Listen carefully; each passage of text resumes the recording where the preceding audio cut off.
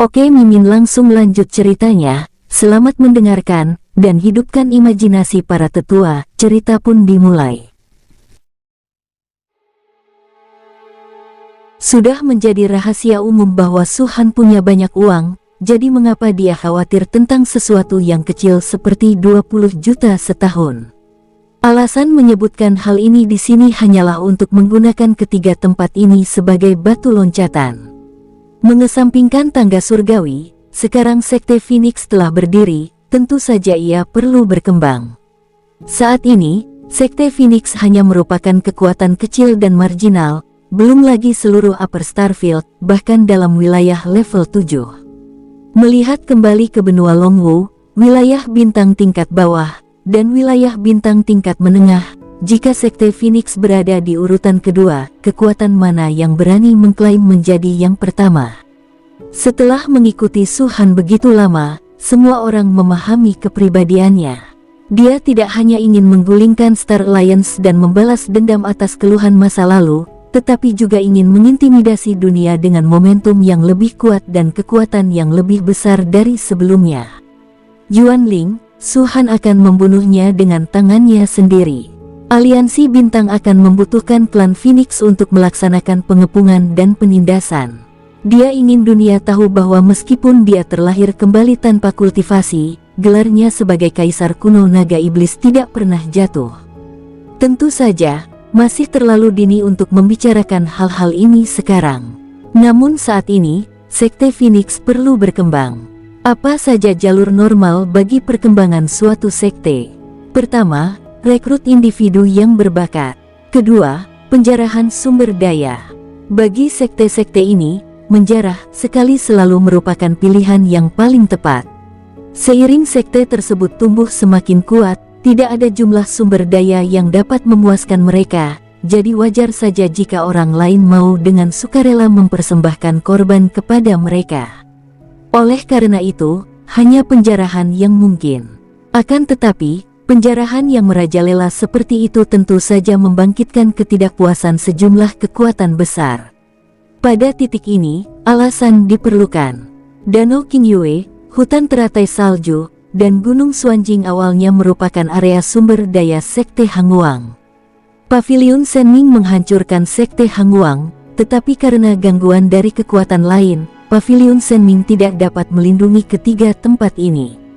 Setelah jeda, Su-han berdeham dan melanjutkan, tapi ini tidak membuktikan bahwa ketiga tempat ini bukan milik Paviliun Ilahi. Sekarang Paviliun Ilahi telah dihancurkan, Sekte Phoenixku menempati tempat ini, dan ketiga tempat itu secara alami seharusnya menjadi milik Sekte Phoenixku. Ekspresi semua orang berubah, dan mereka segera menjawab, apa yang dikatakan pemimpin sekte itu sepenuhnya benar. Kalau begitu, apa yang harus kita lakukan? Su-han tersenyum. Ambil kembali. Kerumunan itu berbicara serempak, suara mereka bergema keras. Dilihat dari penampilannya, dia jelas sudah menahannya terlalu lama dan tidak bisa menahan diri untuk mencari tempat melampiaskannya. Sejak tiba di wilayah bintang atas, Sekte Phoenix telah ditekan oleh banyak kekuatan. Karena masalah ras iblis, Su-han tidak punya waktu untuk memperhatikan kekuatan-kekuatan picik itu. Namun kini, ras iblis telah mundur ke alam dewa, dan yang tersisa tidak berani menunjukkan wajah mereka, sehingga wilayah bintang atas untuk sementara menjadi damai. Tangga surgawi belum dibuka. Sekte Phoenix baru saja didirikan, jadi wajar saja jika kita pertama-tama menjadikan kekuatan tertentu sebagai contoh untuk mencegah yang lain. Ini adalah cara Su-han yang konsisten dalam melakukan sesuatu, dan semua orang sudah terbiasa dengannya. Mereka bahkan merasa bahwa melawan setan tidak ada gunanya, dan melawan manusia jauh lebih mengasyikkan. Ketika iblis turun, itu adalah bencana bagi seluruh umat manusia. Mereka juga harus bersatu dengan kekuatan musuh untuk melawan iblis, yang sangat membuat frustrasi. Bukankah lebih menarik untuk mengabaikan setan dan menyerang musuh secara langsung? Apa rencana pemimpin sekte? Tanya Xuan Yuanxiong. Su-han tidak berbicara, tetapi melirik Lian Yuze. Lian Yuze segera mengerti dan berkata, menurut penyelidikan, Danau Qingyue saat ini ditempati oleh Paviliun Fengyun, hutan teratai salju telah jatuh ke tangan Istana Putri, dan Gunung Suanjing terakhir berada di bawah kendali Istana Dao Besar. Paviliun Fengyun dan Istana Putri keduanya berada di tepi zona tingkat ketujuh, dan dapat dianggap sebagai kekuatan kecil yang banyak. Istana Daoda sedikit lebih kuat dan dapat menempati peringkat 20 teratas di antara banyak kekuatan kecil ini. Berdasarkan penyelidikan mendalam saya, ketiga kekuatan ini semuanya dapat dikaitkan dengan kekuatan-kekuatan besar di wilayah tingkat ketujuh, seperti Sekte Rui dan Istana Liu He. Tentu saja, kekuatan besar seperti Sekte Rui dan Istana Liu He mungkin tidak menganggap serius Paviliun Fengyun, tetapi itu dengan syarat semuanya damai. Faksi-faksi yang lebih kecil ini memberikan penghormatan kepada faksi-faksi yang melindungi mereka setiap tahun, tingkat demi tingkat, hingga sebagian besar sumber daya akhirnya mengalir ke faksi-faksi yang lebih besar. Jadi, jika kita benar-benar menyentuh sekte-sekte ini, itu sama saja dengan menyentuh kepentingan kekuatan-kekuatan besar tersebut. Semua orang mengangguk sedikit. Faktanya, hubungan antara kekuatan-kekuatan ini tidak berbeda dengan hubungan di wilayah bintang tingkat rendah atau menengah. Bahkan para tetua mengatakan bahwa kekuatan seperti Paviliun Fengyun dan Istana Putri jumlahnya sebanyak bulu sapi di tepi zona tingkat ketujuh. Jika satu atau dua saja musnah, kekuatan-kekuatan besar itu tidak akan peduli, dan mereka mungkin bahkan tidak akan menyadarinya, kata Liu Yun. Jika menyangkut masalah serius, dia menjadi sangat serius. Entah mereka tahu atau tidak, peduli atau tidak, itu tidak penting. Lian Yuze melirik Su Han, dan melihat ekspresi Su Han yang tidak berubah, ia melanjutkan, tujuan operasi ini adalah untuk menghalangi orang lain. Jika kita benar-benar ingin tahu, akan lebih baik jika Istana Enam Harmoni, Sekte Rui, dan yang lainnya mengetahuinya. Mendengar ini, semua orang langsung mengerti apa yang dimaksud Lian Yuze. Ini dimaksudkan untuk mengintimidasi dan menakuti harimau. Master Sekte, Wenren Nonghan mengerutkan kening. Meskipun dia bukan anggota senior Sekte Phoenix, dia tetap berkata, situasi saat ini sangat tidak stabil. Sekte Phoenix kita baru saja berdiri dan belum mendapatkan pijakan di banyak bidang. Apakah melakukan ini agak gegabah? Ceroboh. Su Han tersenyum tipis dan menggelengkan kepalanya, lalu berkata, kata ini kurang tepat penggunaannya. Kata ini perlu diubah di masa mendatang. Ya, saya salah. Mohon maafkan saya, Ketua Sekte. Jawab Wenren Nonghan cepat. Ini bukan lagi waktunya bercanda. Dia bisa saja mempertanyakan Su Han, tapi kata, ceroboh, bukan mempertanyakan, melainkan menantangnya. Kau salah paham, bukan itu maksudku, kata Su Han lagi. Wenren Nonghan tidak dapat menahan diri untuk menatap Lian Yuze dengan ekspresi bingung. Namun, yang terakhir tersenyum dan berkata, yang dimaksud pemimpin sekte adalah kau belum sepenuhnya memahami cara kerja Sekte Phoenix. Kau akan terbiasa nanti. Wenren Nonghan mengerutkan kening lebih dalam. Dia melakukannya demi kebaikan Sekte Phoenix, tapi penjelasan macam apa itu? Biarkan saya jelaskan begini. Melihat hal ini, Lian Yuze menambahkan, pemimpin sekte tidak pernah melakukan apapun tanpa yakin akan keberhasilannya. Kami memiliki keyakinan penuh untuk mengambil tindakan terhadap kekuatan-kekuatan ini. Baiklah, jawab Wenren Nonghan. Meskipun penjelasan ini pada dasarnya tidak ada artinya, dia tahu bahwa bertanya lebih jauh akan bertindak terlalu jauh. Master Sekte Phoenix ini tidak benar-benar bermaksud menyakiti mereka. Saat ini, Su Han tersenyum dan berkata, selama mereka bersedia mengembalikan ketiga tempat ini ke Sekte Phoenixku, maka kita semua bisa hidup damai. Mendengar perkataan Su Han, semua orang mempertahankan ekspresi serius, tetapi diam-diam melengkungkan bibir dan bahkan merasa jijik. Bukankah pemimpin sekte itu berbicara omong kosong? Ketika Paviliun Ilahi berkuasa, kekuatan seperti Paviliun Angin dan Awan serta Istana Dao Besar tidak mengembalikan tempat-tempat ini, apalagi Sekte Phoenix, yang kemudian bangkit dan menonjol. Dengan adanya iblis dan monster di sekitar, Sekte Phoenixku tentu saja tidak ingin saling bertarung. Jika kita terus saling membunuh, itu hanya akan melemahkan kekuatan tempur umat manusia. Su Han berkata dengan sungguh-sungguh. Oleh karena itu, setelah pertemuan ini, Tetua Lian, Kaisar Surgawi Pembunuh Dewa, dan Kaisar Suci Berbulu akan memimpin jalan menuju ketiga sekte ini masing-masing. Tetua Lian harus pergi ke Paviliun Angin dan Awan, Kaisar Surgawi Pembunuh Dewa harus pergi ke Istana Dao Agung, dan karena Kaisar Suci Berbulu adalah seorang wanita, Istana Putri adalah tempat yang paling cocok untuknya. Ingat, Anda tidak bisa mengabaikan tata krama dasar. Sekte Phoenix kita adalah ahli etiket. Lagi pula, Paviliun Angin dan Awan serta kekuatan lainnya telah lama mengelola ketiga wilayah kaya sumber daya ini. Meskipun kontribusi mereka belum besar, mereka tentu telah bekerja keras. Kalian bertiga masing-masing akan membawa 50.000 kristal elemen sebagai kompensasi dari Sekte Phoenixku. Ya, Tuan. Lian Yuze, Ling Xiao, dan Ye Xiaofei semuanya membungkuk dan menangkupkan tangan untuk memberi salam kepada Su Han. Ini adalah pertama kalinya Wenren Nonghan dan yang lainnya melihat Sekte Phoenix begitu hikmat, dan mereka tak dapat menahan rasa kagum dalam hati. Saat-saat bercanda tadi pastinya hanya cocok dilakukan saat tidak ada hal lain yang bisa dilakukan.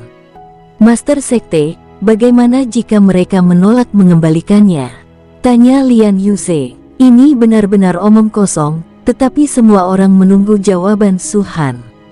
Mereka tidak akan menyakitimu jika kamu tidak mau mengembalikannya, kamu tinggal mengembalikannya saja, kata Su Han dengan tenang. Beberapa orang kecewa, mengira Su Han akan mengatakan sesuatu yang agung dan ambisius. Sikap rendah hati seperti itu bukanlah gaya biasanya. Akan tetapi, tak seorang pun berkata apa-apa lagi dan dengan tenang kembali ke tempat duduk mereka. Master Sekte, ada sesuatu yang tidak saya mengerti. Song Ling tiba-tiba berdiri dan berkata, dari ketiga daerah kaya sumber daya ini, hutan teratai salju adalah yang paling berharga, dengan nilai produksi tahunan yang tak tertandingi oleh kedua tempat lainnya. Di antara ketiga sekte, Istana Dao Agung adalah yang terkuat, berada di antara 20 kekuatan teratas di tepi wilayah tingkat ke-7, dan telah berdiri di sini selama 10.000 tahun. Mengapa Istana Putri menempati hutan teratai salju, bukan Istana Dao Agung? Apa yang perlu diragukan? Lian Yuze berkata dengan wajar, mungkin karena Istana Putri menduduki hutan teratai salju terlebih dahulu, sehingga Istana Dao Agung enggan mengambil tindakan terhadap mereka. Atau mungkin karena ada wanita dari Istana Dao Agung di Istana Putri. Ngomong-ngomong, menurut penyelidikanku, ada cukup banyak murid di Istana Putri yang menikah dengan Istana Dao Agung. Keduanya memiliki hubungan yang sangat dekat, jadi tidak mengherankan jika Istana Dao Agung tidak bersaing untuk mendapatkan mereka. Aku mengerti, Song Ling mengangguk. Kuil dewa-dewa terkenal di belakangnya, meski juga merupakan kekuatan level 3 di wilayah level ke-7, tidak terlalu peduli dengan area di tepi ini, jadi wajar saja jika mereka tidak mengetahuinya. Ling Xiao menyela sambil tersenyum, saya khawatir bukan hanya Istana Dao besar yang memiliki hubungan dekat dengan Istana Putri, kan? Semua orang terkejut, tetapi kemudian mereka semua mengerti apa yang dimaksud Ling Xiao dan segera menggelengkan kepala dan tersenyum. Kau terlalu banyak berpikir. Xiao Yuhui melotot ke arah Ling Xiao. Apa yang dikatakan Kaisar Surgawi Pembunuh Dewa memang benar. Lian Yuze berkata, Istana Putri seluruhnya terdiri dari wanita, jumlahnya mencapai 3 juta. Sungguh pemandangan yang indah di seluruh wilayah level 7. Selain Istana Dao Agung, ada banyak kekuatan lain yang telah membentuk aliansi pernikahan dengan Istana Putri, termasuk beberapa kekuatan besar di wilayah level 7. Bahkan para pahlawan pun tak mampu menolak pesona wanita cantik. Xuan Yuan Qiong mendesah pelan. Tidak peduli seberapa tinggi tingkat kultivasi seseorang atau seberapa kuat kekuatan tempurnya, selama dia adalah seorang pria, pada akhirnya dia akan terikat oleh wanita.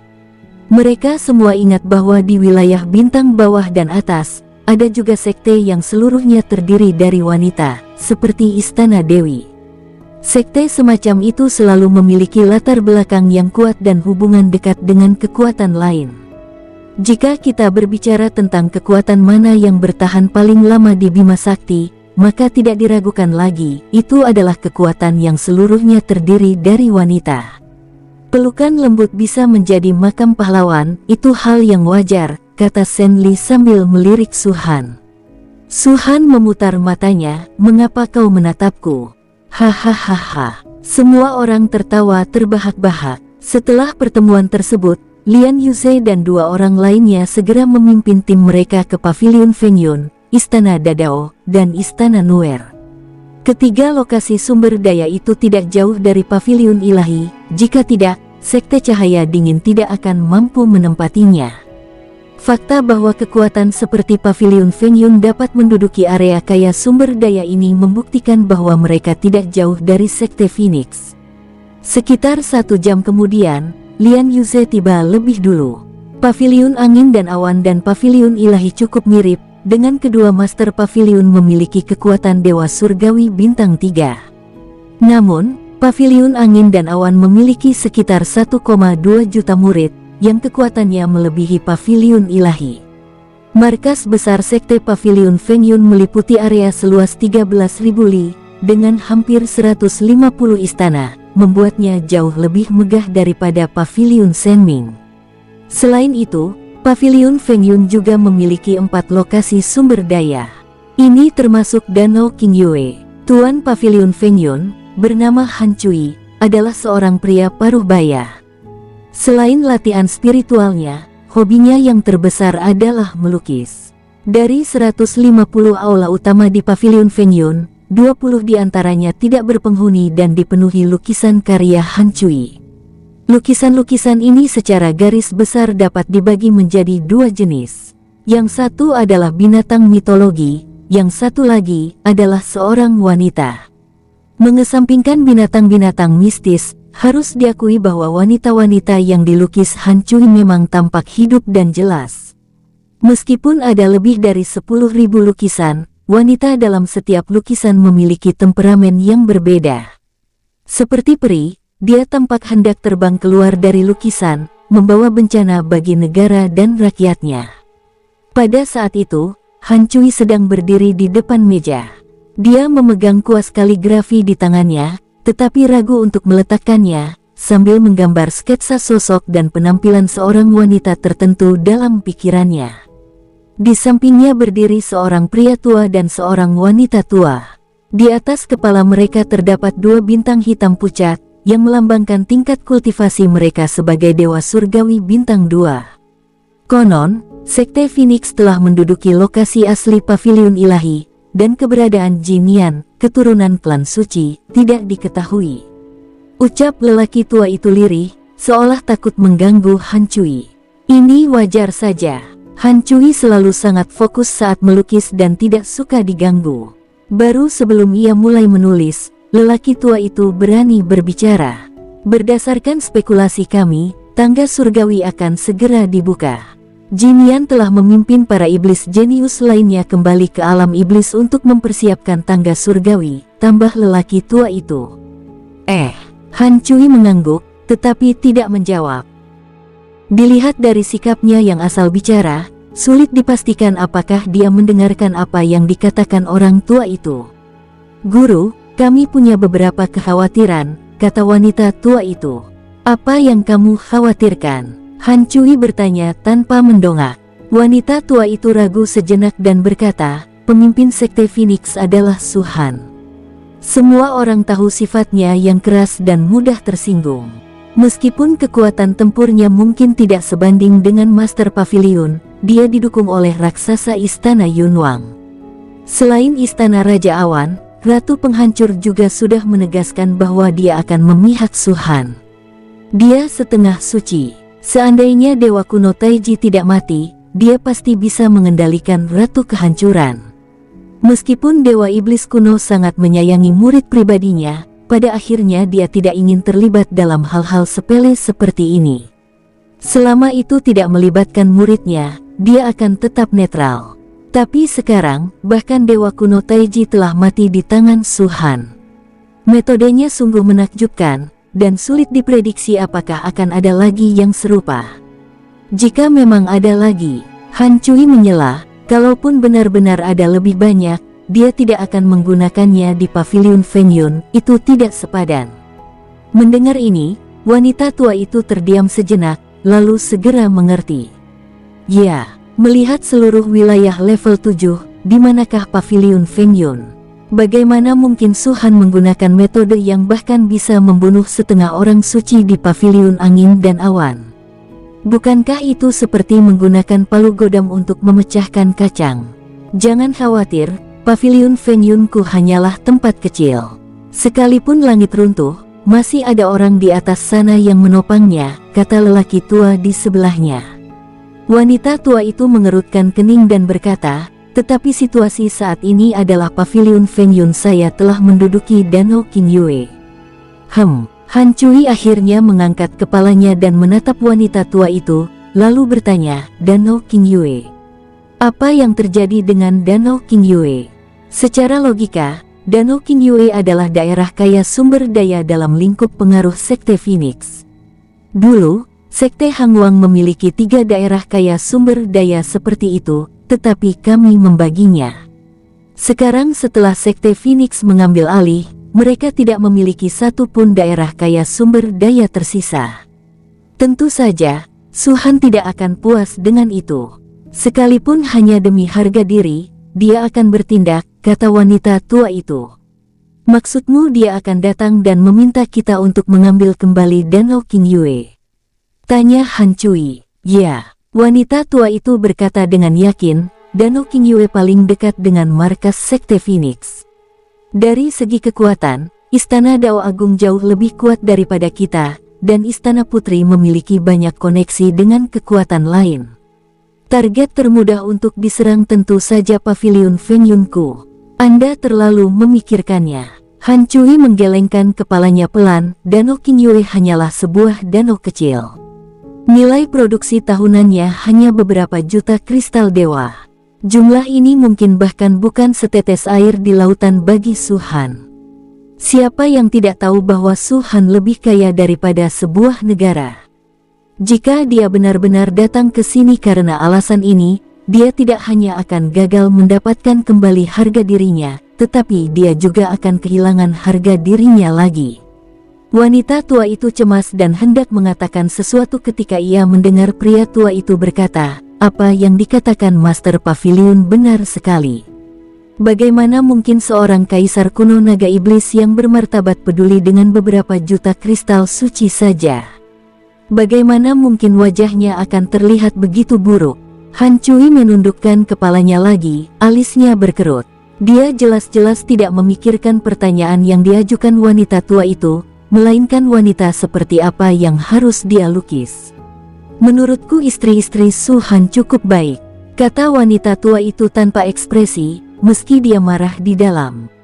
Ini awalnya hanya sekadar ucapan biasa, tetapi mata Han Cui berbinar, dan dia bahkan menunjukkan kegembiraan dan kegelisahan.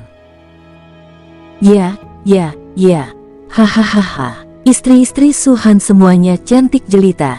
Salah satu saja sudah cukup untuk mengangkat kualitas lukisanku. Kau sudah mengingatkanku, Guru, bukankah ini agak tidak pantas? Kata wanita tua itu dengan tergesa-gesa. Lukisan istri Su Han, melukis tanpa persetujuan Su Han dan istrinya adalah tindakan yang sangat berlebihan. Siapa yang tidak tahu apa yang dipikirkan pria-pria yang menggambar wanita ini? Jika Anda tidak dapat memilikinya, Anda hanya dapat memikirkannya seperti ini. Apa yang tidak pantas tentang hal itu? Pria tua itu tersenyum dan berkata kepada Han Cui, menurutmu, Master Pavilion, lukisan mana yang lebih cocok untuk dilukis? Menurutku Ren Qinghuan cukup bagus. Dia memiliki temperamen yang dingin dan menyendiri, seolah-olah dia tidak tersentuh oleh urusan duniawi. Su Han mungkin akan merasa lebih berhasil jika melukisnya. Tidak, menurutku Xiao Yuhui cukup bagus. Han Cui berkata, konon, Su Qing dan Su Yao sama-sama dilahirkan darinya. Wanita yang pernah melahirkan adalah yang paling menawan. Aku menyukai pancaran keibuannya. Jika dia bisa muncul dalam lukisanku, aku bisa menampilkan semua tentangnya sepenuhnya.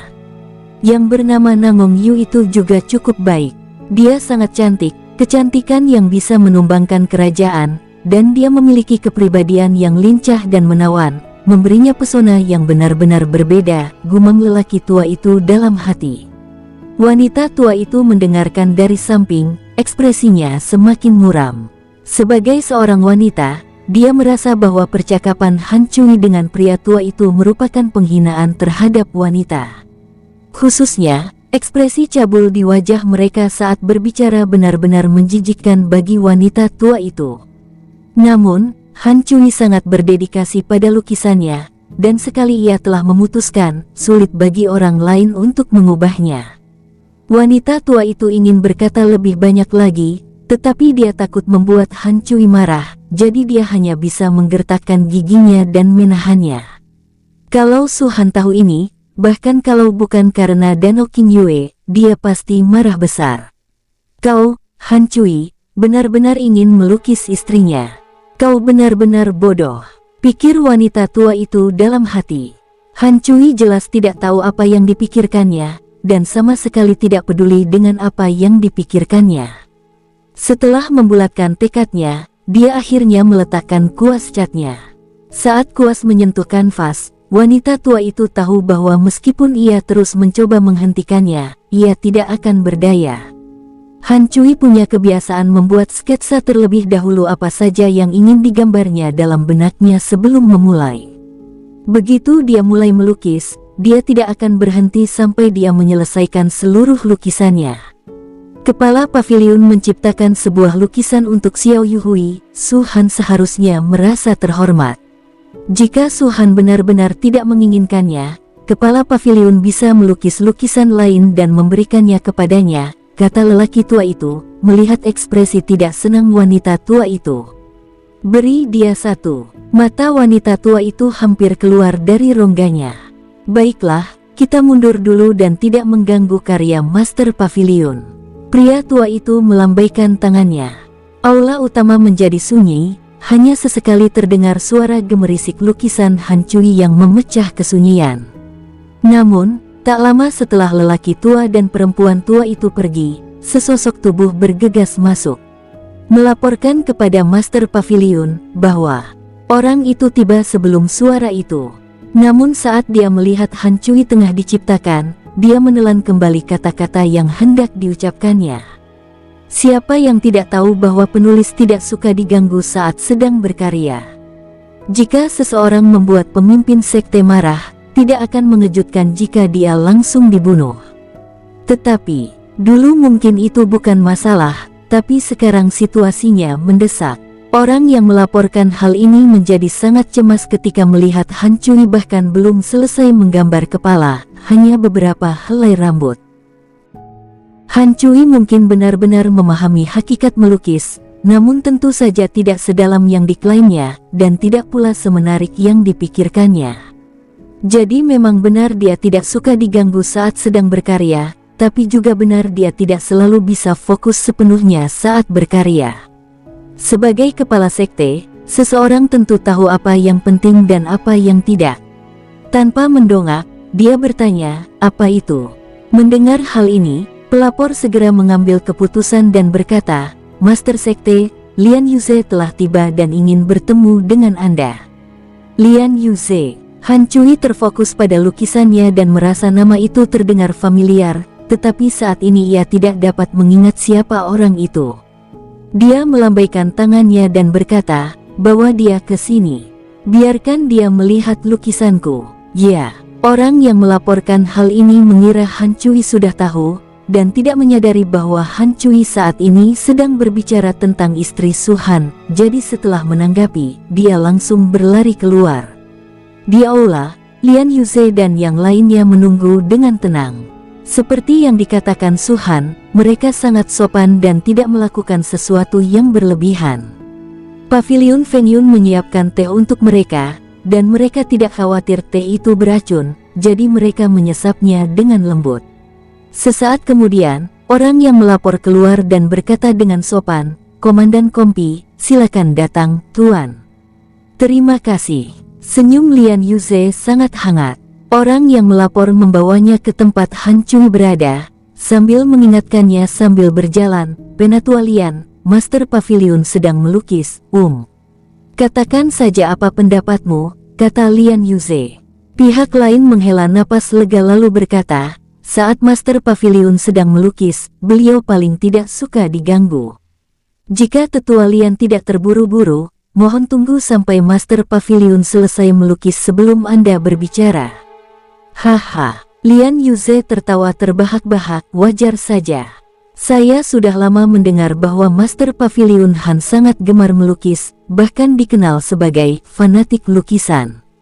Meskipun pendapat tentang lukisan-lukisan Master Pavilion Han beragam, harus diakui bahwa banyaknya ulasan positif sudah cukup untuk membuktikan bahwa keterampilan melukis Master Pavilion Han telah mencapai tingkat yang sangat tinggi. Penatua Lian, kau memang menyanjungku. Namun, jika Master Pavilion mendengar ini, beliau pasti akan sangat senang. Jangan khawatir, aku tidak akan mengganggu Master Pavilion Han. Kita bisa membicarakannya setelah dia selesai melukis. Kalau begitu, terima kasih banyak, Tetua Lian." Tak lama kemudian, orang ini membawa Lian Yuze ke tempat Han Cui. Anggota Sekte Phoenix lainnya tetap berada di aula utama. Lian Yuze sudah cukup untuk datang ke sini sendirian. Mengesampingkan metode yang diberikan Suhan padanya, statusnya sendiri sebagai orang suci ahli nujum tingkat ke-6 sudah cukup untuk mencegahnya menderita kekalahan di depan Han Cui. Begitu memasuki aula megah ini, kita akan langsung disambut oleh banyak sekali lukisan. Lian Yuze meliriknya sekilas dan berpikir dalam hati bahwa Han Cui memang cukup terampil dalam melukis. Baik itu wanita atau binatang mitologi, mereka semua tampak seolah hidup, sungguh mengharukan. Namun, Lian Yuze tidak tahu banyak tentang melukis dan hanya menonton untuk bersenang-senang, jadi setelah meliriknya, dia memfokuskan perhatiannya pada Han Cui. Setelah melirik sebentar, tatapan Lian Yuze beralih lagi, sekali lagi tertuju pada lukisan yang sedang dikerjakan Han Cui. Pandangan itu saja sudah cukup untuk membuat ekspresi Lian Yuze berubah muram. Lukisan itu hanya menggambarkan kepala, namun wajah cantik orang lainnya begitu familiar bagi Lian Yuze hingga hampir aneh. Xiao Yuhui, bajingan itu benar-benar menggambar istri pemimpin sekte. Lian Yuze hampir tidak dapat menahan diri dan membalikkan meja untuk Han Cui. Namun, mengingat kata-kata Suhan, Lian Yuze merasa bahwa Suhan pasti memiliki motif tersembunyi, jadi dia menarik napas dalam-dalam dan menahan amarahnya. Ekspresi wajahnya berangsur-angsur mereda, dan akhirnya, Lian Yuze menjadi tanpa ekspresi. Pandangannya tetap tertuju pada potret itu. Keterampilan melukis Han Cui memang bagus, tetapi dia seharusnya tidak melukis Xiao Yuhui. Waktu berlalu dengan lambat. Sekitar 1 jam kemudian, Han Cui akhirnya menyelesaikan pukulan terakhirnya. Dia tampak sedikit lelah, setelah meletakkan kuasnya, dia meregangkan tubuh. Saat itu, Han Cui melihat Lian Yuze berdiri di sana tanpa ekspresi. Ia tiba-tiba menepuk dahinya, baru kemudian teringat bahwa seseorang sedang menunggunya di sana. "Haha, maaf membuat Anda menunggu, Tuan." Han Cui lupa nama laki-laki yang berdiri di depannya, jadi dia hanya bisa memanggilnya Tuan. "Tidak apa-apa," kata Lian Yuze sambil tersenyum paksa. Han Cui, yang tidak menyadari ada yang salah, mengambil lukisan itu dan bertanya kepada Lian Yuze, "Apa pendapatmu tentang karyaku yang sederhana ini, Tuan?" "Bagus sekali." Lian Yuze mengucapkan 2 kata lagi. Hahaha. Han Cui jelas menikmati pujian itu, dan langsung tertawa lagi. "Bagus sekali." Ia mendesah dalam hati, "Bukan karena kemampuan melukisku yang luar biasa, tapi karena Xiao Yuhui terlalu cantik." Pesona wanita dewasa yang terpancar darinya adalah impian setiap pria. Suhan benar-benar menikmati keindahan 2 dunia dengan bisa memeluknya. "Jika Master Pavilion iri, aku akan melaporkannya kepada Master Sekte," kata Lian Yuze dengan suara berat. Aku memang iri pada mereka, tapi... Pada titik ini, suara Han Cui tiba-tiba berhenti. Pergerakannya pun membeku, dan dia berdiri di sana seakan membeku, senyumnya benar-benar membeku. Ada apa dengan Master Pavilion Han Cui? Bukankah kau tadi sangat senang? Tanya Lian Yuze dingin. Han Cui memutar lehernya dengan kaku dan berhasil berkata, apa yang barusan kau katakan? Saya bilang saya akan melaporkan semua yang terjadi hari ini kepada pemimpin Sekte Phoenix.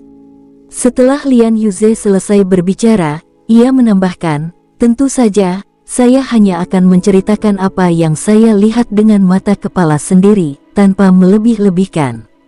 Han Cui menatap potret di tangannya, lalu menatap Lian Yuze, pikirannya kacau, hampir meledak. Sebelumnya, saya fokus melukis dan hanya merasa nama Lian Yuze familiar, tapi saya tidak terlalu memikirkannya. Saya hanya berharap bisa mengundangnya datang dan melihat karya saya. Tak disangka, perbuatan tak disengaja itu mengundang dewa yang maha agung. Lian Yuze, Penatua Lian, tetua pertama Sekte Phoenix, dasar rumput. Han Cui mengumpat dalam hati, ingin sekali mencabik-cabik orang yang melapor kepadanya. Benda sialan itu, bukannya mengatakan bahwa tetua pertama Sekte Phoenix telah tiba, malah mengatakan bahwa Lian Yuze telah datang. Apa dia sengaja menjebakku? Dan kemudian ada Lian Yuze, yang mengklaim dia hanya akan menceritakan fakta-fakta yang dilihatnya hari ini, tanpa melebih-lebihkan apapun. Apakah ini perlu penjelasan lebih lanjut? Wajah Han Cui memucat lalu memerah, dan akhirnya ia tak mampu menahan diri lagi.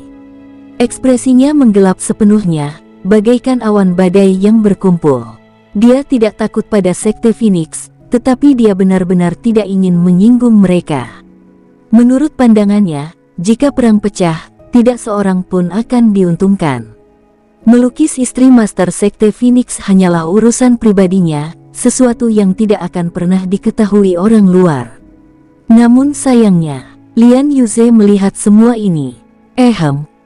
Setelah sekian lama, Han Cui memecah kesunyian.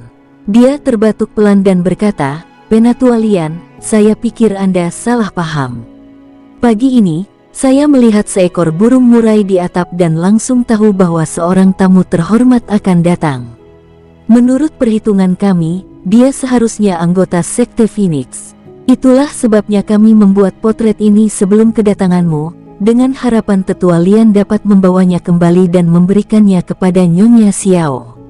Anggap saja ini hadiah dari sekte kami untuknya atas berdirinya Sekte Phoenix.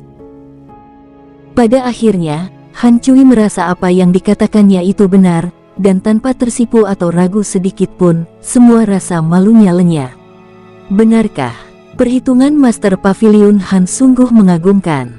Lian Yuze mencibir, kalau begitu, apakah Master Pavilion Han sudah meramalkan bahwa aku, Lian, yang datang ke Pavilion Fengyun?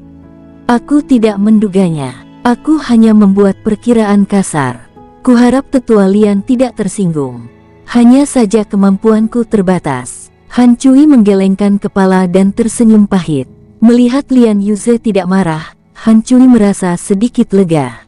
Dia tidak takut pada Sekte Phoenix, tetapi tidak perlu menyinggung mereka saat ini. Beberapa kata sopan seharusnya diucapkan. Selain itu, Han Cui juga merasa bahwa itu hanyalah sebuah lukisan dan tidak seserius yang dibayangkan orang. Dia sudah merendahkan dirinya sedemikian rupa, apa Su Han harus mempermasalahkannya? Bukankah dia akan memanfaatkan kesempatan ini untuk mundur? Han Cui berpikir Su Han tidak sebodoh itu. Dia tidak memprovokasi Xiao Yuhui, dan dia sendiri tidak akan menyimpan lukisan itu. Sebaliknya, Lian Yuze mengambilnya kembali dan memberikannya kepada Xiao Yuhui sebagai hadiah. Jika Su Han melancarkan serangan besar dan memicu perang antara kedua sekte atas hal ini, Han Cui hanya bisa menyimpulkan bahwa Su Han telah kehilangan akal sehatnya. Setelah mengeringkan lukisan itu, Han Cui menggulungnya dan berjalan menghampiri Lian Yuze, sambil tersenyum bertanya, saya tidak tahu tetua Lian mendapat kehormatan berkunjung. Apa yang membawamu ke sini? Anda memiliki banyak bakat, dan lukisan ini adalah salah satunya, kata Lian Yuze. Han Cui mengerutkan kening dan berkata dengan sedikit ketidakpuasan, Tetua Lian, tidak perlu terlalu khawatir. Saya sebenarnya hanya ingin memberi Nyonya Xiao hadiah. Tetua Lian juga tahu bahwa Paviliun Fengyun kami adalah sekte kecil dan tidak dapat dibandingkan dengan sekte Phoenix, yang besar dan kuat. Mengenai barang-barang berharga, kami benar-benar tidak memilikinya. Sekte kami hanya bisa mendapatkan ide ini secara tiba-tiba. Kalau begitu, aku harus berterima kasih kepada Master Paviliun Han atas nama istri Master Sekte. Tidak perlu, itu bukan apa-apa. Aku senang kamu bahagia, Nyonya Xiao. Baiklah, aku akan menyampaikan kata-kata ini kepada pemimpin sekte dengan jujur. Bibir Han Cui berkedut sedikit, dan dia bertanya lagi, bagaimana dengan hal-hal penting lainnya? Dia jelas tidak punya niat memberi sambutan yang layak pada Lian Yuze, jika tidak, dia tidak akan membicarakan bisnis di sini. Bahkan Yuze tidak peduli. Kekuatan terakhir yang memiliki Paviliun Angin dan Awan adalah Sekte Rui. Mereka sudah berselisih dengan Sekte Phoenix, jadi mengharapkan mereka bersikap sopan kepada mereka adalah hal yang mustahil. Lian Yuze mendesah pelan, berusaha sekuat tenaga menekan amarah di hatinya.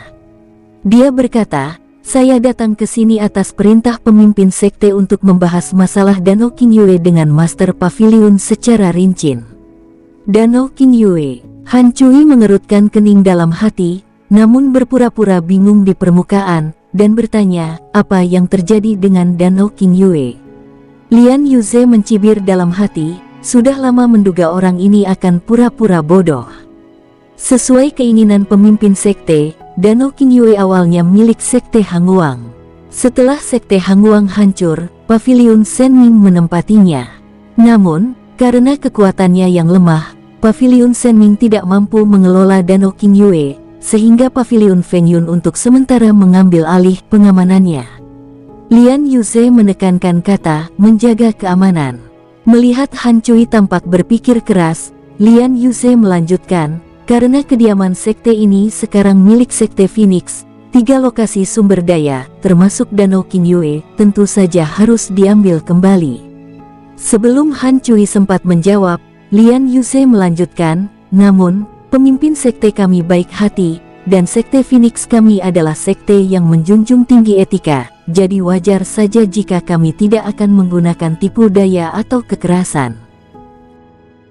Pemimpin sekte telah memerintahkan saya untuk membawa 50.000 kristal unsur kepada Master Paviliun Han Cui sebagai biaya penitipan Danau Qingyue selama periode pengelolaan Paviliun Fengyun ini. Setelah berbicara, Lian Yuze membalik tangannya dan mengeluarkan cincin penyimpanan, lalu menatap Han Cui dengan saksama. 50.000 kristal unsur.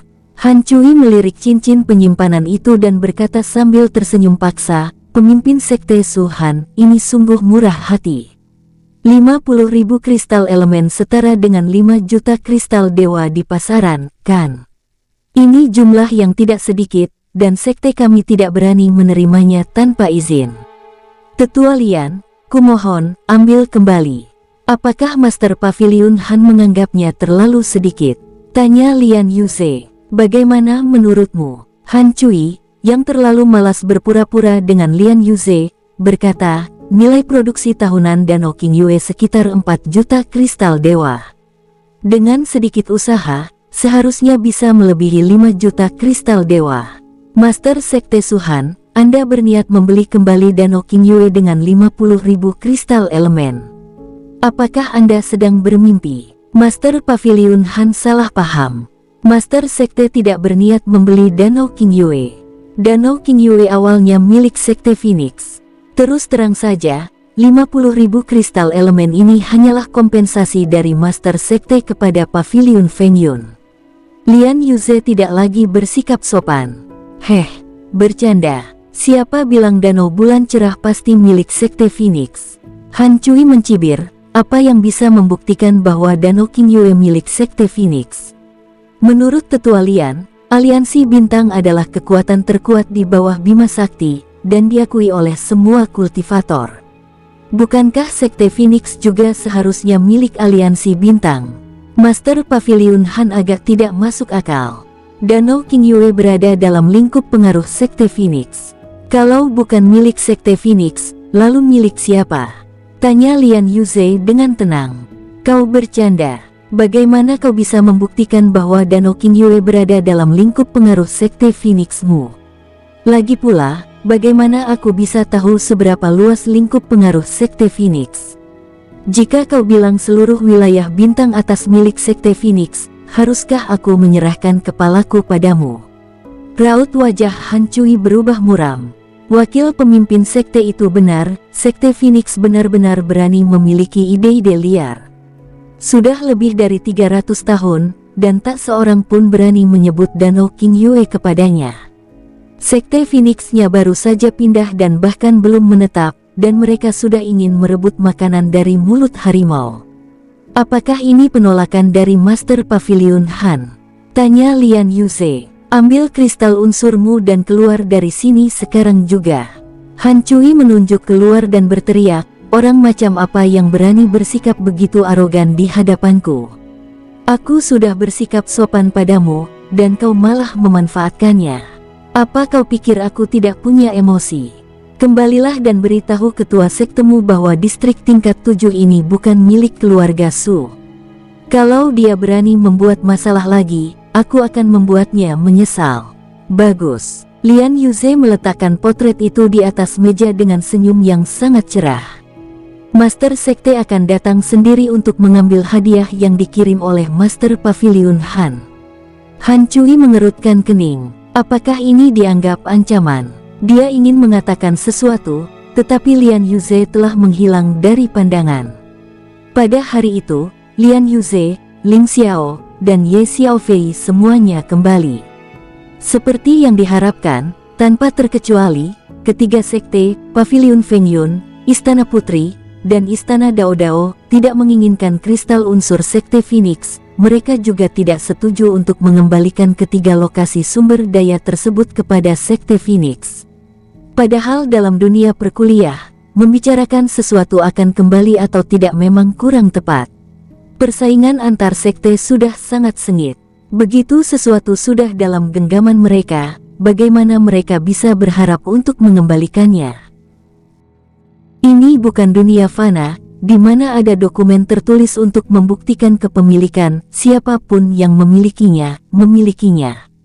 Jika ini terbongkar, Sekte Phoenix pasti akan menjadi bahan tertawaan. Akan tetapi, tak seorang pun di Sekte Phoenix menganggap ini lelucon.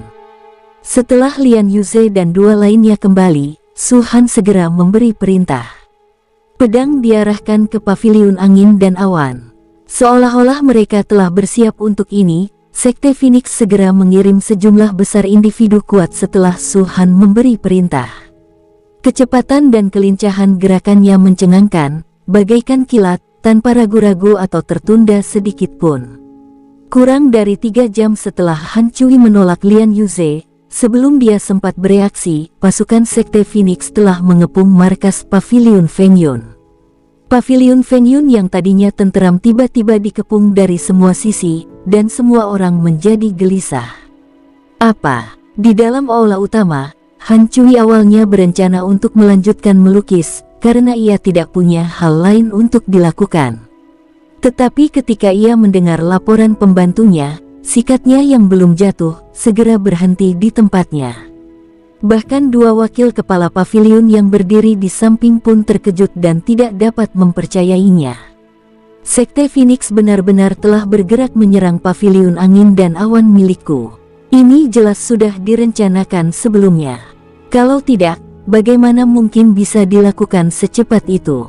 Kurang dari 3 jam, Lian Yuze pasti baru saja tiba di rumah. Apakah Sekte Phoenix mengantisipasi bahwa kita tidak akan setuju, sehingga mereka melancarkan serangan besar-besaran? Nama belakangnya Su, apa dia bahkan tidak tahu jam berapa sekarang? Tangga surgawi akan segera terbuka, dan ras iblis akan bangkit kembali. Beranikah dia menyerang umat manusia? Wajah Han Cui berubah pucat, dan dia menjadi marah. Orang tua itu juga memiliki ekspresi muram dan tetap diam. Hanya wanita tua itu, meski merasa tegang dan waspada, juga merasakan kepuasan saat melihat Han Cui dan pria tua itu. Itu adalah perasaan yang bertentangan, namun benar-benar ada dalam hati wanita tua itu. Guru, saya sudah pernah mengatakan hal ini sebelumnya, tapi Anda tidak mengindahkannya, kata wanita tua itu. Dia tentu tidak akan mengatakan sesuatu yang tidak perlu, meskipun rasanya menyenangkan untuk melampiaskan amarahnya, itu juga akan memancing kebencian Han Cui. Beberapa kata ini sudah cukup untuk melampiaskan ketidakpuasan wanita tua itu. Sebagai wakil kepala paviliun Feng Yun, tentu saja tidak pantas bagi wanita tua itu untuk bersukacita pada saat ini, tetapi apalagi yang bisa menggambarkan perasaannya selain bersukacita. Dua bajingan itu yang cuma tahu cara bernyanyi, apakah mereka menyesalinya sekarang? Layak untuk Anda, pria bermarga Su itu sudah datang. Apa katanya? Tanya Han Cui kepada pelapor. Yang terakhir terdiam sejenak, lalu matanya berkedut, dan dia tergagap, dia tidak mengatakannya. Ekspresi Han Cui kembali gelap. Apakah itu sebuah pertanyaan? Tentara telah mengepung paviliun Feng Yun sepenuhnya. Apalagi yang bisa dikatakan? Han Cui merenung sejenak, ekspresinya tampak tidak yakin, sebelum berkata, saat aku melukis Xiao Yuhui sebelumnya, Lian Yuze, tetua pertama Sekte Phoenix, sedang menyaksikan dari sisi yang berlawanan. Apa? Mendengar hal ini, bukan hanya wanita tua itu, mata pria tua itu pun terbelalak lebar, dan dia hampir saja memuntahkan darah. Dia tahu tentang kedatangan Lian Yuze, tetapi dia tidak pernah menyangka bahwa Han Cui akan membiarkan Lian Yuze berdiri dan menonton. Menggambar hal lain itu wajar, tapi menggambar istri kepala keluarga orang lain dan dia hanya menonton dari pinggir lapangan itu sudah merupakan provokasi. Pantas saja Sekte Phoenix begitu marah, Master Sekte, kau. Setelah menyadari apa yang terjadi, lelaki tua itu tak kuasa menahan diri untuk menggelengkan kepalanya sambil tersenyum kecut. Sudah terlambat untuk mengatakan apapun sekarang karena keadaan sudah seperti ini. Han Cui mengerutkan kening dan berkata, ketika Lian Yuze datang, aku sedang sibuk berkarya dan lupa bahwa dia adalah tetua pertama Sekte Phoenix.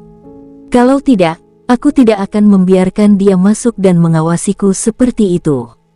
Wajah wanita tua itu muram dan dia tidak berbicara. Bibir lelaki tua itu berkedut, dan dia telah mengutuk leluhur Han Cui selama 18 generasi di dalam hatinya. Dia akhirnya mengerti. Pantas saja Sekte Phoenix hanya mengepung paviliun angin dan awan, tetapi tidak menyerang Istana Putri dan Istana Dao Agung. Ternyata urusan Danau King Yue itu urusan sekunder, lukisan itu yang terpenting. Kalau begitu, situasinya mungkin sudah tidak bisa diperbaiki lagi. Kalau si Suhan itu benar-benar mau bertindak, ayo kita lawan. Pria tua itu menarik napas dalam-dalam dan berkata lagi. Han Cui mengerutkan kening, tetap diam, dan tidak jelas apa yang sedang dipikirkannya. Beralih ke tempat lain, paviliun Feng Yun, di luar kantor pusat sekte. Sosok-sosok yang tak terhitung jumlahnya berdiri di kehampaan. Aura mereka bergejolak dan tekanan dahsyat mereka menyebar keluar. Semua mata tertuju pada apa yang ada di bawah. Para pengikut paviliun Feng Yun juga memiliki pemahaman umum tentang kekuatan tempur Sekte Phoenix secara keseluruhan. Mereka tidak menyangka akan kalah dari Sekte Phoenix. Lagi pula, kultivasi pemimpin sekte itu berada di alam Dewa Surgawi Bintang 3. Dan kultivasi kedua wakil pemimpin sekte itu berada di tingkat bintang 2. Dengan penambahan tetua bintang 1 lainnya, jumlah ahli alam Dewa Surgawi di paviliun Feng Yun telah mencapai 7 yang mengejutkan. Selain Istana 6 Harmoni, hanya sedikit di antara umat manusia yang mengetahui kekuatan tempur Suhan yang sebenarnya. Bahkan di depan Istana 6 Harmoni, Suhan tidak menampilkan kekuatan tempur puncaknya. Sebagai pasukan lapis ketiga yang kuat dan musuh Suhan, Qiping dan yang lainnya tidak hanya gagal menghentikan Suhan, tetapi juga dipaksa olehnya untuk memimpin di area lapis ketujuh. Ini merupakan penghinaan besar bagi Istana 6 Harmoni. Istana Liu He tentu saja akan menelan harga dirinya dan tidak mempublikasikan masalah seperti itu secara berlebihan. Oleh karena itu, paviliun angin dan awan di depan mereka tidak tahu seberapa kuat Su Han, apalagi seberapa kuat Sekte Phoenix. Tentu saja mereka tidak tahu, tetapi mereka dapat membuat perkiraan kasar. Su Han memiliki 7 bintang biru tua di antara kedua alisnya, jadi kita dapat memperkirakan secara sementara bahwa ia adalah seorang dewa surgawi setengah langkah. Dengan tingkat kultivasi seperti ini, seberapa kuat kekuatan tempur seseorang? Bisakah itu dibandingkan dengan ahli alam dewa surgawi bintang 3? Tentu saja tidak. Sekarang mari kita bicarakan yang lainnya. Bahkan Su Han pun tak mampu mengalahkan Master Pavilion. Lalu bagaimana jika Sekte Phoenix memiliki lebih dari 30 ahli alam dewa surgawi setengah langkah? Jangan sebutkan bahwa Su Han membunuh banyak keturunan ras suci di alam dewa. Keturunan klan suci itu luar biasa kuat. Mereka bisa melihat ini dari para jenius seperti Jin Yan. Jika Su Han benar-benar bisa membunuh mereka dengan kekuatannya sendiri, apakah dia perlu mengirim seseorang ke paviliun Feng Yun untuk membahas masalah Danau King Yue? Wilayah bintang tingkat tinggi jelas tidak tahu apa sebenarnya yang terjadi di alam para dewa, atau seperti apa prosesnya. Tetapi apa yang mereka ketahui adalah bahwa manusia sesungguhnya sangat rentan dalam menghadapi setan. Terutama para keturunan ketiga ras tersebut, yang jika mengandalkan kekuatan garis keturunannya, berada beberapa tingkat di atas manusia. Su Han tidak berbeda dengan kultivator lainnya, jadi bagaimana dia bisa lebih kuat dari keturunan ketiga klan tersebut? Gelar nomor 1 dalam daftar perburuan umat manusia bukanlah karena kekuatannya, melainkan karena gelar Kaisar Kuno Naga Iblis. Jelas, banyak pembudidaya percaya bahwa gelar Su Han sebagai nomor 1 dalam daftar pemburu manusia sangat dibesar-besarkan. Masa lalu adalah masa lalu. Su Han telah bereinkarnasi dan berkultivasi lagi, tetapi ia tidak lagi memiliki tingkat kultivasi alam berdaulat, sehingga wajar jika ia tidak lagi layak menyandang gelar Kaisar Kuno Naga Iblis. Namun, beberapa orang bersikeras berpegang teguh pada masa lalu dan menggunakan nama Kaisar Kuno Naga Iblis untuk mengintimidasi orang lain. Bukankah itu sama saja menipu diri sendiri? Pikiran-pikiran ini sekarang terbentuk dalam benak banyak pengikut paviliun angin dan awan. Akan tetapi, mereka tidak mau mengatakannya keras-keras. Master Pavilion bahkan belum muncul, jadi mereka tidak punya hak untuk berbicara. Su Han berdiri di udara, tangannya di belakang punggung, jubah putihnya berkibar tertiup angin dingin. Dia menatap ke arah pusat paviliun Feng Yun, wajahnya tanpa ekspresi, tidak memperlihatkan kegembiraan maupun kemarahan.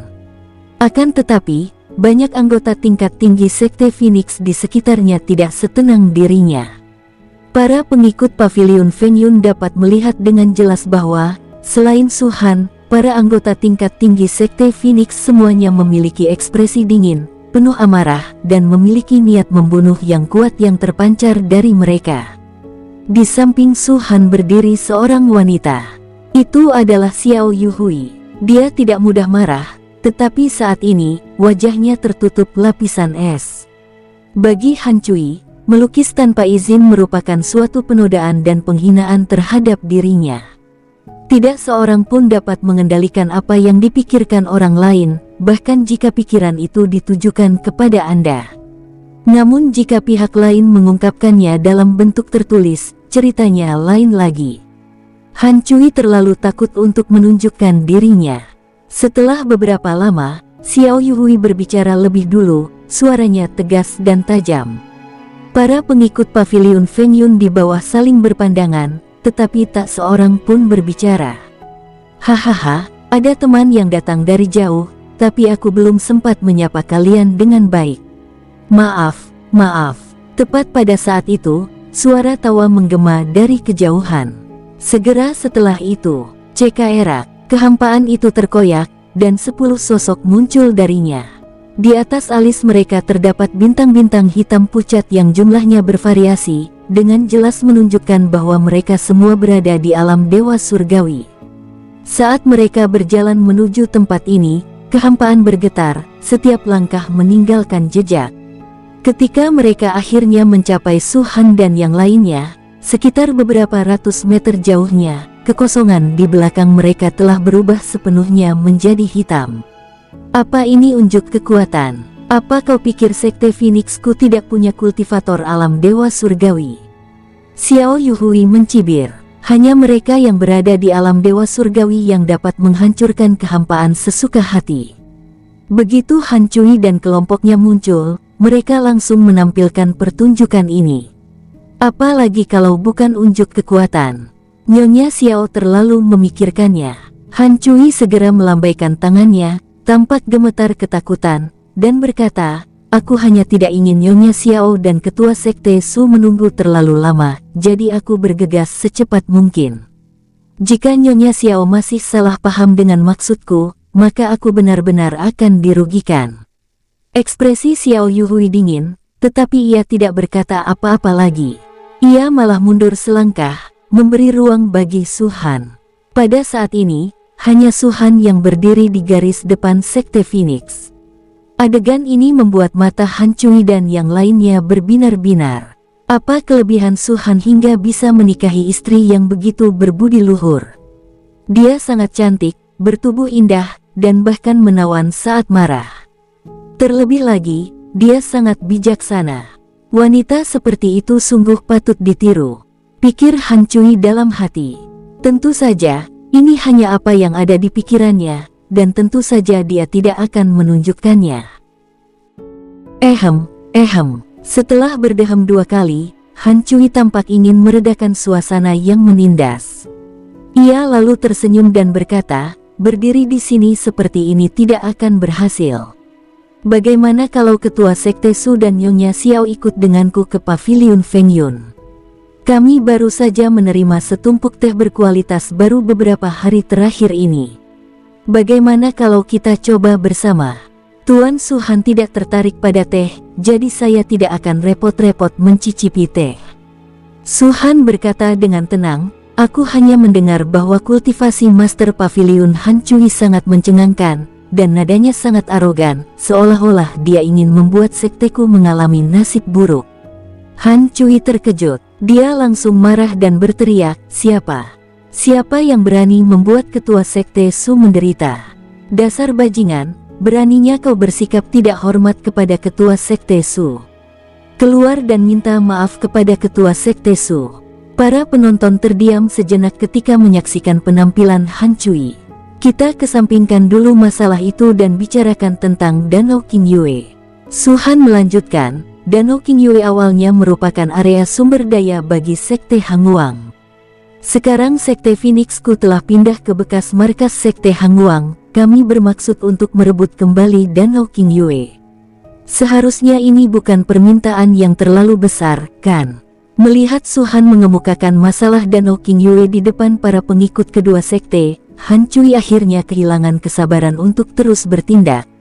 Danau Qingyue menghasilkan keuntungan besar bagi Paviliun Feng Yun setiap tahun, jika tidak, bagaimana mereka akan menghidupi lebih dari 1 juta muridnya? Yang menjadi poin penting adalah sisik emas yang dihasilkan di Danau Qingyue benar-benar merupakan makanan lezat, bahkan para kultivator alam ilahi yang telah bertahun-tahun berpantang biji-bijian pun sangat memujinya. Di antara 4 area kaya sumber daya di Paviliun Feng Yun, Danau Qingyue jelas merupakan yang kedua, bahkan mungkin yang pertama.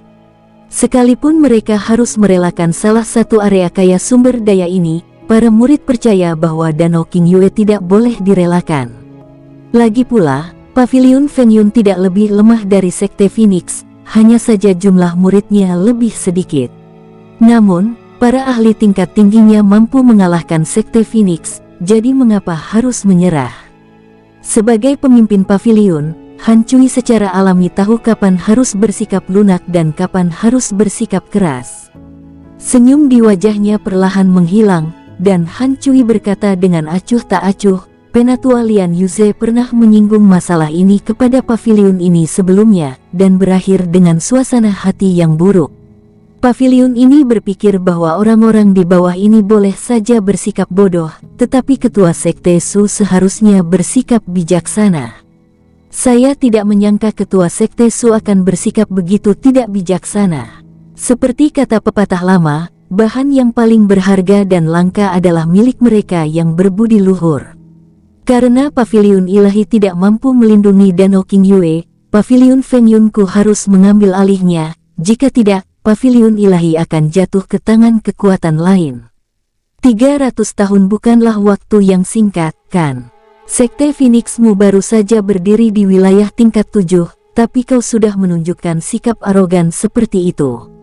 Apa kau pikir paviliun angin dan awanku mudah ditindas? Hari ini, izinkan saya menegaskan, Danau Qingyue tidak akan diberikan kepada kalian oleh paviliun Feng Yun. Jika kalian ngotot membuat masalah, saya dengan senang hati akan menurutinya.